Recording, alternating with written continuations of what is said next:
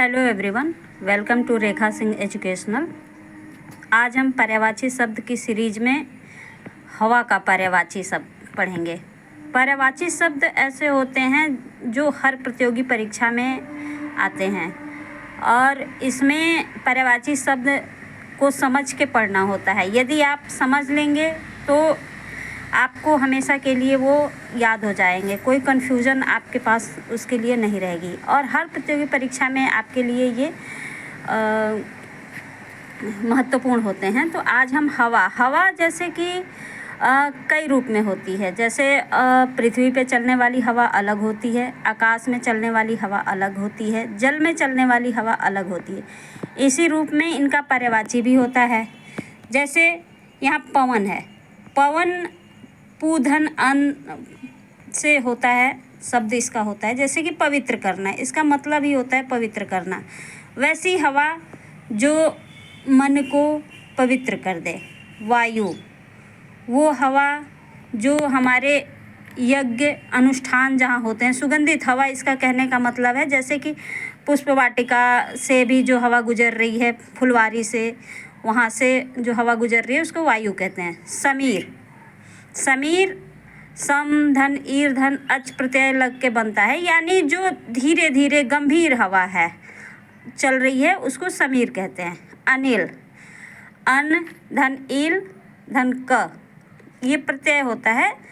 इल यहाँ सानच प्रत्यय होता है। जैसे कि ऐसी हवा जो कभी निद्रा न ले, सानच यानी शयन, जो कभी निद्रा न ले और विश्राम न करे, वैसी हवा को अनिल कहते हैं। वा गति गंधे, यानी जिसमें कोई गति हो। हवा तो हमेशा चलती रहती है, जैसा हम और आप जानते हैं। एक इसका रूप है मारुत, ये हमारे ऋग्वेद से लिया गया है, जहाँ इनको तूफान का देवता कहा जाता है, मारुत को। लेकिन मारुत का अर्थ होता है मारुत, यानी मत रो। हाँ, ये रुद्र की संतान है, इसलिए इनको मारुत कहा जाता है और ये हवा का एक रूप है, यानी तूफानी हवा, उसको मारुत कहा जाता है। बयार, ठंडी या शीतल हवा जो चलती है उसको बयार कहते हैं। प्रकंपन ऐसी हवा जो ठंडियों में जो हमारी हड्डी हिला दे या हमारे शरीर में कोई कपकपी पैदा कर दे, वैसी हवा को प्रकंपन कहते हैं। प्रभंजन, वैसी हवा जो पूरी तोड़ फोड़ मचा दे, आंधी तूफान जो हवा होती है उसको प्रभंजन कहते हैं। चलन, हवा का एक रूप है, पर्यायवाची शब्द है चलन यानी जो हमेशा चलने वाली हो। प्राणवायु, जैसा कि हम और आप जानते हैं, प्राणवायु के बिना तो कुछ भी संभव नहीं है। जो हमारे शरीर के अंदर है, प्राण में है, उसको प्राणवायु। हवा का एक अनसुना है पर्यायवाची शून्य, जिसको कहते हैं, शून्य भी कहते हैं।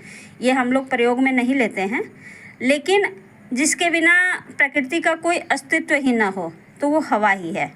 व्याप्ति, एक नाम इनका है व्याप्ति, इसका अर्थ होता है कि जो हर जगह व्याप्त हो। तो इस तरह से हम पर्यायवाची हवा का जब पढ़ते हैं तो वहाँ हमारे पास कन्फ्यूज़न की कोई संभावना नहीं होती है और हम पर्यायवाची को हमेशा के लिए समझ लेते हैं। धन्यवाद।